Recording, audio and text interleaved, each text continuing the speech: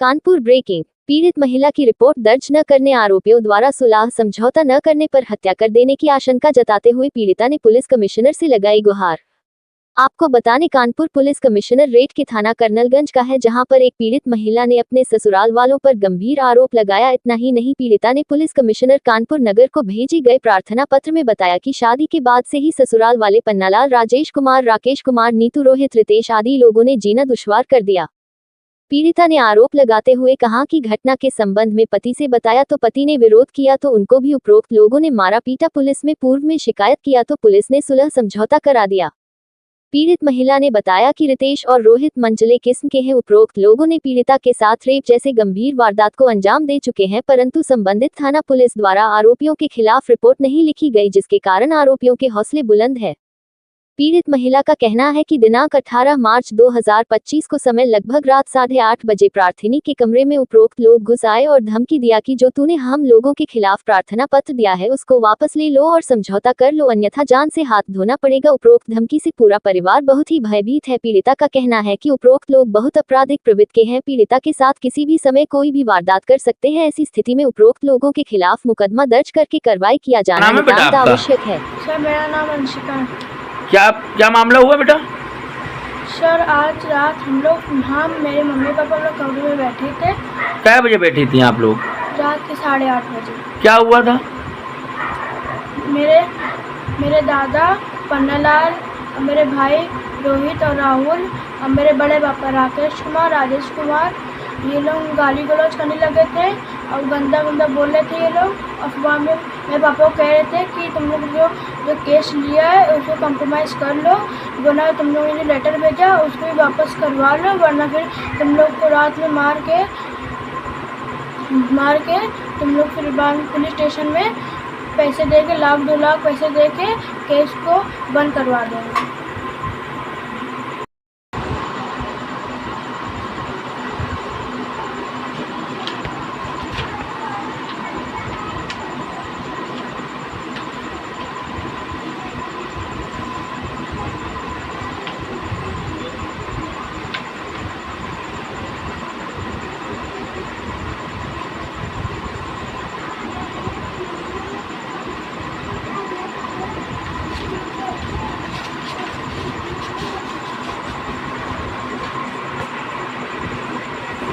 के साथ क्या घटना हुई है?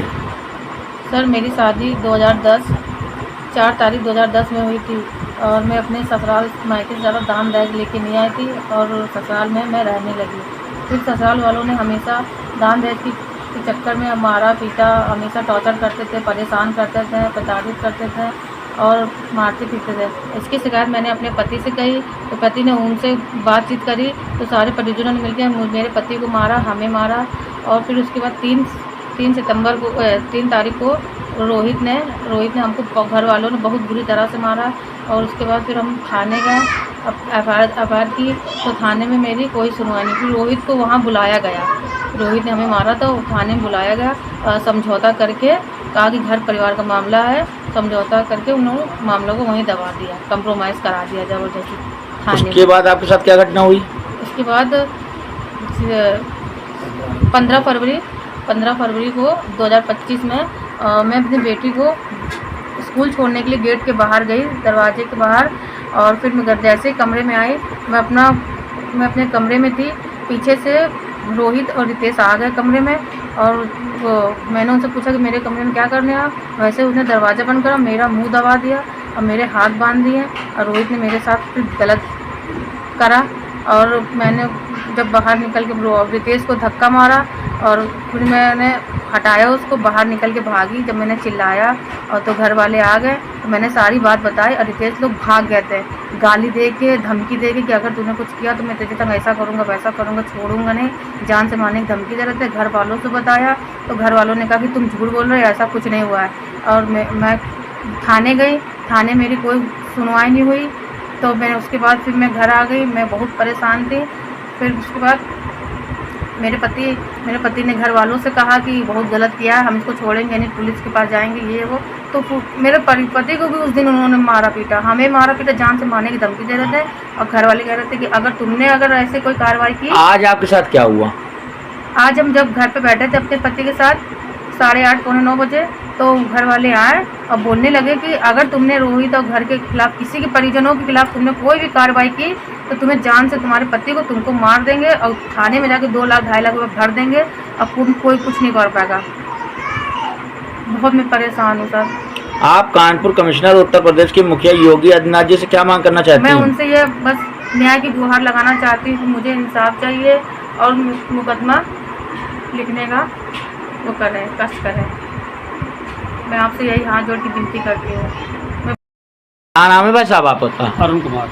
क्या मामला है? मामला ये है कि 3 अगस्त 2024 को मेरी वाइफ से झगड़ा हुआ था, जिसमें रोहित कुमार ने मेरी वाइफ को बुरी तरीके से मारा और मारने के बाद उनके हाथों से ब्लड आ रहा था क्योंकि उनकी कलाई पकड़ी गई थी और गला में दबा के उनको मारने की कोशिश की गई, छाती में लात मारा और मारने के बाद हम लोग थाने गए।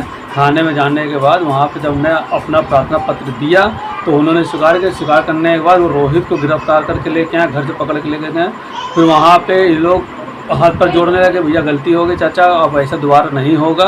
राहुल कुमार थे, राजेश कुमार, उनकी पत्नी राजेश कुमार की संध्या देवी और रोहित कुमार, इन लोगों ने हमारी वाइफ से हमसे माफ़ी मांगा और दबाव बनाकर हमसे इन्होंने कंप्रोमाइज़ करा लिया। कंप्रोमाइज़ कराने के बाद फिर 15 फरवरी को रितेश और रोहित ने मेरी वाइफ के साथ गलत किया। गलत करने के बाद मैं घर पे था नहीं, मैं सुबह ड्यूटी पे चला गया था, मेरी बेटी स्कूल गई थी और उसके बाद इन्होंने उस चीज़ को अंजाम दिया जो चीज़ की उम्मीद हमने नहीं की थी कि ये लोग इस तरीके से गिर जाएंगे, मेरी बीवी के साथ इस तरह से गलत करेंगे। जब मेरी बीवी बाहर निकली चिल्लाते हुए तो मेरे घर वालों ने उनका मुंह बंद करने के लिए उनको डराया धमकाया। जब मुझको ये बात पता चली, मैं घर पर आया तो मैंने घर पे अपने घर वालों से इस चीज़ के लिए बात की तो पूरा घर एकजुट होकर हम पे और हमारी बीवी के ऊपर हावी हो गया, जो कि इसमें गंदी गाली देने लगे, धमकी देने लगे। आपने इसकी शिकायत भी थाने या चौकी में की थी? की थी, लेकिन वहाँ पे ये हुआ कि इन्होंने कोई ठीक कोई सुनवाई नहीं की। सुनवाई करने के बाद फिर मैंने अपने इच्छा से